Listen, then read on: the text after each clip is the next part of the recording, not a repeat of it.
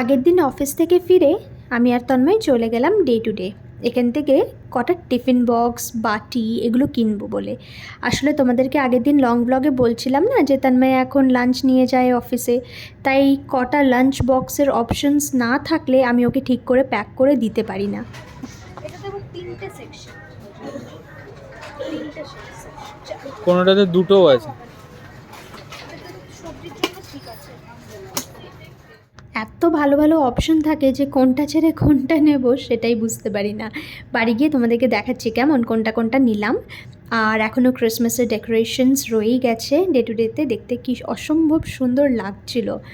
তারপরে নিয়ে চলে এলাম, এই যে তোমাদেরকে দেখাচ্ছি এই টিফিন বক্সটা নিয়েছি, সবকটাই মাইক্রোওয়েভ প্রুফ, কোনো অসুবিধে নেই, ওর টিফিন নিয়ে গিয়ে গরম করেও খেতে পারবে। আর এইটা একদম গ্লাসের, এখান থেকে গরম ধোয়া ওঠার একটা ব্যাপারও আছে, বেশ ভালো।